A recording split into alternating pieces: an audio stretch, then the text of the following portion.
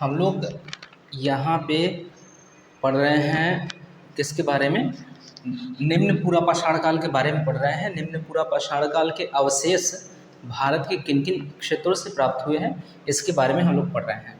इस क्रम में हम लोगों ने कश्मीर घाटी और पुतवार का पठार देख लिया है। कश्मीर घाटी और पुतवार के पठार में किस किस क्षेत्र में और फिर क्या क्या चीज़ें मिली हुई हैं, ये सारी चीज़ें हम लोग कर चुके हैं। आज हम लोग गुजरात वाले क्षेत्र को देखेंगे कि निम्न पूरा पाषाण काल के संदर्भ में हम लोग गुजरात को पढ़ेंगे।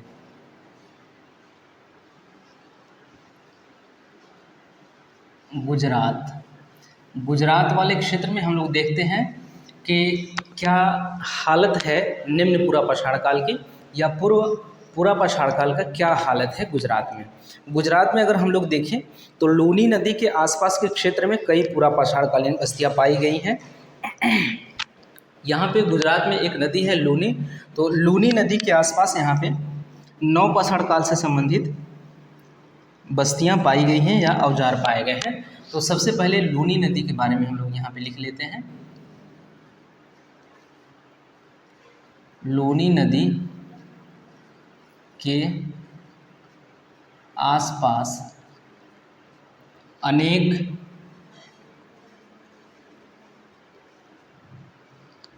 पूरा पाषाण कालीन बस्तियां पाई गई हैं।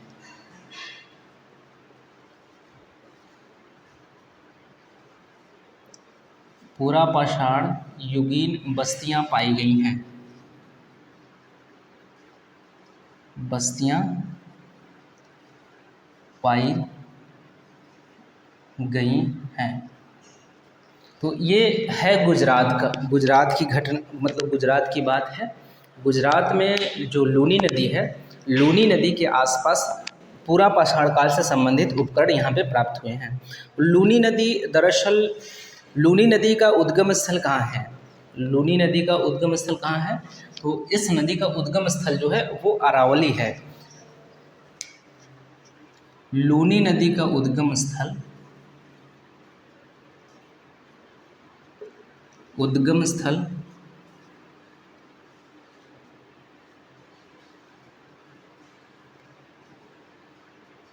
अरावली वाला क्षेत्र है। तो लूनी नदी कहाँ से निकलती है? अरावली वाले क्षेत्र से निकलती है। तो अरावली वाले क्षेत्र से निकलती है तो इसी के आसपास, लूनी नदी के आसपास से, या ये कह ले कि लूनी नदी घाटी में जो गुजरात में बहने वाली एक नदी है लूनी, इसके आसपास के क्षेत्रों में पूरा पाषाण काल से संबंधित अनेक बस्तियां पाई गई हैं। उसके बाद चित्तौड़गढ़ में गंभीर घाटी है। चित्तौड़गढ़ की बात करें तो चित्तौड़गढ़ में गंभीर घाटी है। फिर खंबात वाला क्षेत्र है। तो इन सब क्षेत्रों में इससे संबंधित पूरा पाषाण कालीन बस्तियों से संबंधित जो औजार हैं या उपकरण हैं वो प्राप्त हुए हैं। तो गुजरात में चित्तौड़गढ़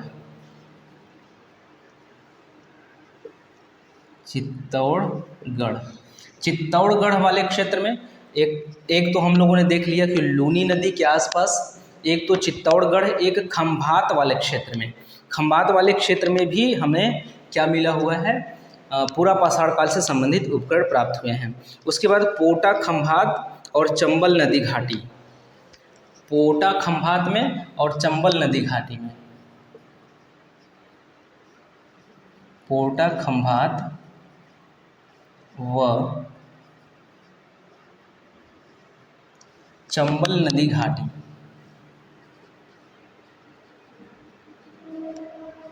चंबल नदी घाटी, चित्तौड़गढ़, पोटा खंभात, चंबल नदी घाटी, लूनी नदी घाटी, इन सब क्षेत्रों से हमें प्राप्त होते हैं पूरा पाषाण काल से संबंधित उपकरण प्राप्त होते हैं। कहाँ कहाँ से? चित्तौड़गढ़, पोटा खंभात, चंबल नदी घाटी और लूनी नदी घाटी से हमें उससे पूरा पाषाण काल से संबंधित उपकरण प्राप्त होते हैं।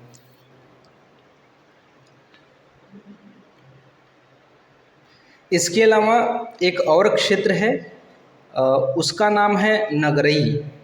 नगरई नाम है, नगरई क्षेत्र, वो विराज नदी के आसपास है। और नगरई, वेराज नदी के समीप। तो वेराज नदी के समीप अर्थात यहाँ पे कहाँ पे, नगरई में। नगरई, चंबल, पोटा खंभात, चित्तौड़गढ़, लूनी नदी, इन सब क्षेत्रों से क्या होता है, बार बार नौ पाषाण काल आ रहा है, पूरा पाषाण काल युगीन बस्तियाँ प्राप्त हुई हैं। तो नदी घाटी और नगरई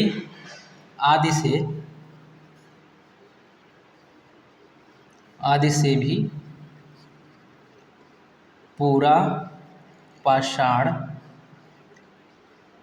काल की बस्तियां पाई गई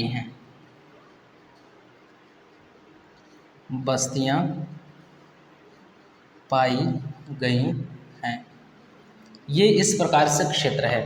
अच्छा, ये दो अलग अलग चीज़ें, जैसे हम यहाँ पे अलग अलग चीज़ें लिखी जा रही हैं कि लूनी नदी के आसपास यहाँ पे तीर लगा के यहाँ पे लिखा गया है, और चित्तौड़गढ़ और तीर लगा के ये अलग से लिखा गया है, क्योंकि ये जो क्षेत्र हैं ये ज़्यादा एक दूसरे के आसपास हैं। गुजरात में ये वाले क्षेत्र चित्तौड़गढ़, पोटा खंभात, चंबल नदी घाटी, नगरई वाला क्षेत्र जो है ये एक दूसरे के अपेक्षाकृत आसपास हैं। अगर चित्तौड़गढ़ और लूनी नदी की बात करें तो ये एक दूसरे से दूर होंगे अपेक्षाकृत चित्तौड़गढ़ और पोटा के खंभात जो है। तो इस श्रेणी में जो हैं वो एक दूसरे के अधिक नज़दीक हैं अपेक्षाकृत इसके और इसके। ठीक, तो इन सब क्षेत्रों से हमें पूरा पाषाण काल से संबंधित उपकरण प्राप्त होते हैं।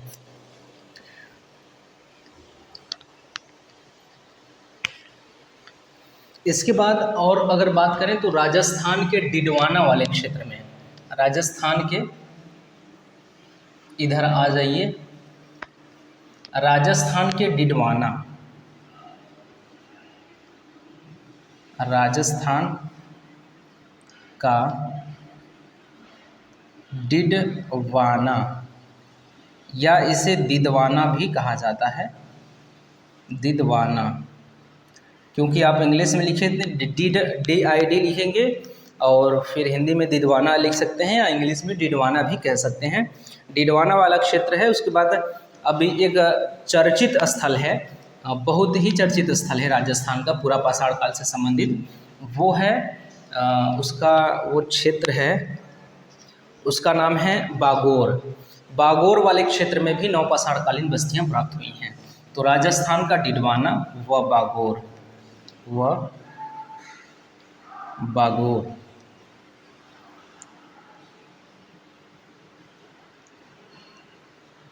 महत्वपूर्ण पूरा पाषाण युगीन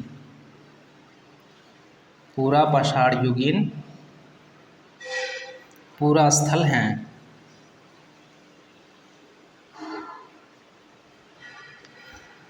अब देखिए इतने क्षेत्र मिल गए राजस्थान में। आप देखेंगे कि राजस्थान में कौन कौन से क्षेत्र हैं। आप चाहें तो वो राजस्थान हेडिंग डाल के आप कॉलम में आराम से लिख सकते हैं। जैसे राजस्थान आप हेडिंग डाल दिए और 1 2 3 4 5 6 ऐसे करके लूनी नदी घाटी, चित्तौड़गढ़, पोटा खंभात, चंबल नदी घाटी, नगरई, इसके बाद डिडवाना और बागोर, इस तरह से 1 2 3 4 करके संख्या के रूप में भी आप लिख सकते हैं। क्योंकि हम लोग SK पांडे की पुस्तक को पढ़ रहे हैं तो इस तरह से डायग्रामेटिकल नहीं दिया गया है, लेकिन दिया इसी तरह से अलग अलग, थोड़ा सा लाइन में फ़र्क है, बाकी सारी चीज़ें वही हैं, क्योंकि हम विशेष उसी पुस्तक के बारे में पढ़ रहे हैं। क्योंकि अगर हम राजस्थान में और भी चीज़ें देख सकते हैं पूरा पाषाण काल से संबंधित, और इन सब क्षेत्रों का उत्खनन, जैसे डिडवाना का उत्खनन किसने करवाया, कब करवाया, ये सारी चीज़ें देख सकते हैं।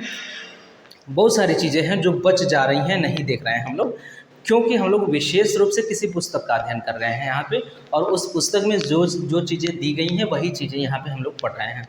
तो अभी तो हम लोग इसी से काम चलाएंगे। इसको पूरा करने से क्या होगा कि हम लोगों का जो आधारभूत जो होता है आधार होता है, बेस होता है, वो तैयार हो जाएगा प्राचीन इतिहास का। आधार तो आधार भी तैयार होगा और शिखर भी तैयार होगा साथ ही साथ। उसके बाद जब हम लोग प्राचीन इतिहास पूरी तरह से संपूर्ण अध्ययन करना शुरू करेंगे तो वहाँ पे ये सब चीज़ें तो बातें तो होंगी ही होंगी, बाकी इनसे संबंधित जो बातें छुटी हुई हैं जो कि एस के पांडे जी की पुस्तक में नहीं है, वो सारी बातें भी वहाँ पे होंगी। अभी हाल फिलहाल हम लोग ये चीज़ें लेके चल रहे हैं और कुछ ही दिनों में, कुछ ही समय में इसी के साथ समानांतर हम लोग प्राचीन इतिहास का अध्ययन करेंगे। वो किसी पुस्तक विशेष पर आधारित नहीं होगा, वो पूरी तरह से प्राचीन इतिहास ही होगा। वो किसी भी पुस्तक से, जैसे एस के पांडे की पुस्तक है और फिर कई कोचिंग क्लासेस के नोट्स हैं और फिर जितनी भी प्राचीन इतिहास की पुस्तकें होती हैं वो सारे जो सोर्स हैं, स्रोत हैं, वो सारे स्रोत के आधार पे वो क्लास होगा। और सारी चीज़ें जो यहाँ पे छुटी, जैसे अगर हम लोग मान लीजिए कि किसी कोचिंग का मान लीजिए दृष्टि का नोट्स है, वो है, और उससे अगर हम लोग पढ़ रहे हैं उसमें जो कुछ दिया गया है, ऐसा तो है नहीं कि उसमें सब कुछ दिया गया होगा, तो कुछ चीज़ें छूटी होंगी, वो हमको इनसे मिल जाएगा, एस के पांडे से मिल जाएगा। इसी तरह से जो एस के पांडे में नहीं होगा और दृष्टि में नहीं होगा वो कहीं और होगा। तो इस तरह से जो वो वाला वो क्लास होगा इतिहास का, प्राचीन इतिहास का, वो समग्र प्राचीन इतिहास का होगा, वो किसी पुस्तक विशेष पर आधारित नहीं होगा। उसके बाद नागौर भी एक महत्वपूर्ण पुरापाषाणकालीन स्थल है गुजरात से संबंधित। गुजरात में स्थित नागौर भी एक पुरापाषाणकालीन महत्वपूर्ण स्थल है। नागौर में सिंघी तालाब है और नागौर है, नागौर में सिंघी तालाब, ये अलग चीज़ है। इसको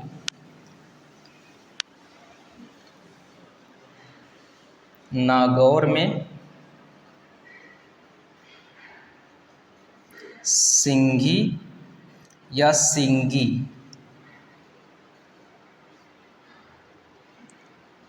तालाब भी एक महत्वपूर्ण पुरापाषाणकालीन बस्ती है। नागौर भी है, तो आप उस क्रम में नागौर को भी जोड़ लीजिए, जो कि ये सब साइट्स हैं हम लोग देख रहे हैं। हम लोग बस यहाँ पे जो है इनकी पुस्तक, इसमें बस ये चीज़ें दी गई हैं साफ साफ कि किस क्षेत्र में, जैसे भारत में अगर हम लोग गुजरात की बात कर रहे हैं तो गुजरात के किन किन क्षेत्रों में पूरा पाषाण काल से संबंधित औजार या उपकरण पाए गए हैं, ये सारी चीज़ें यहाँ पे दी गई हैं। ये चीज़ें नहीं दी गई हैं कि इन क्षेत्रों से क्या क्या चीज़ें प्राप्त हुई हैं, तो ये चीज़ें तो छूट ही रही हैं कि इन क्षेत्रों से, जैसे नागौर की बात करें, डिडवाना की बात करें, इसके बाद बागौर, ये जो स्थल हैं ये अति महत्वपूर्ण स्थल हैं गुजरात में पुरापाषाण काल से संबंधित, और आगे चल के भी अन्य काल से भी संबंधित ये सब बहुत ही महत्वपूर्ण स्थल हैं। लेकिन यहाँ से मिला क्या है, डिडवाना से या बागौर से मिला क्या है, इस बारे में यहाँ चर्चा नहीं मिलती है इनकी पुस्तक में। तो ये सब सारी चर्चाएं होंगी हमारी दूसरी क्लास में या दूसरी श्रृंखला में, जो हम लोगों का इतिहास आएगा प्राचीन इतिहास, उसके दूसरे श्रृंखला में इन सारी चीज़ों के बारे में बातें होंगी। तो यहाँ तक तो ठीक है। इसके बाद जयपुर, इंद्रगढ़, चित्तौड़गढ़ हमने देखा ही, जयपुर, इंद्रगढ़, कोटा, इसके अलावा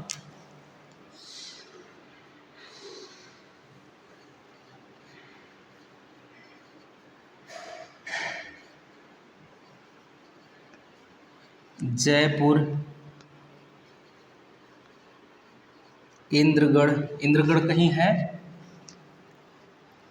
नहीं है, कोटा नहीं है, कोटा है नहीं है। इसके बाद चित्तौड़गढ़, चित्तौड़गढ़ है, तो चित्तौड़गढ़ यहाँ पे छोड़ देते हैं, जो बचा खुचा है यहाँ पे। और कोटा, वागुन, कदामली, वादूम,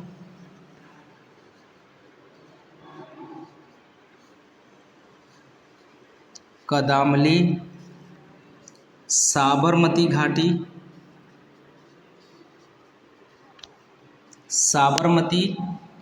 साबरमती के अलावा वो जो लूनी है, एक नदी है माही नदी घाटी के आसपास भी इससे संबंधित उपकरण प्राप्त हुए हैं। तो साबरमती घाटी और माही नदी घाटी, साबरमती घाटी व माही नदी घाटी से भी पूरा पाषाण युगीन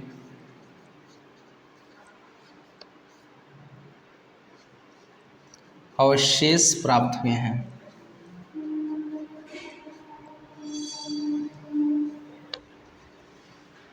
पूरा पाषाण युगीन अवशेष प्राप्त हुए हैं। ठीक है।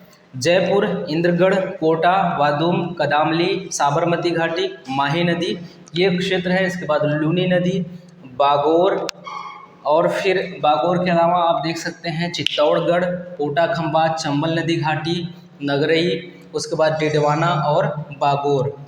नागौर अलग है, बागोर अलग है। तो इन सब क्षेत्रों से क्या पाए गए हैं, पूरा पाषाण काल से संबंधित जो कुछ भी साक्ष्य हैं वो प्राप्त हुए हैं। और ये सब क्षेत्र जो हैं वो गुजरात में हैं। और जो जयपुर और इंद्रगढ़ है, यहाँ से हस्तकुठार मिला है। श्री B.S. हैकर ने इसका उत्खनन करवाया था। श्री B.S. हैकर।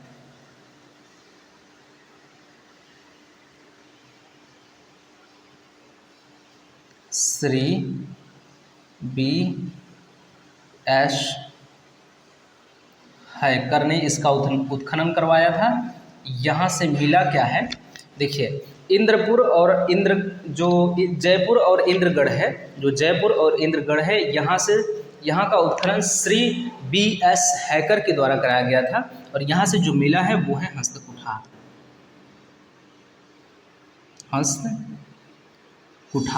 इसका तात्पर्य ये सीधा सीधा है, जो हस्तकुठार है इसको हम लोग हैंडेक्स कहते हैं। हैंडेक्स, और इसी से एक संस्कृति बनती है, इसी के नाम से हैंडेक्स संस्कृति।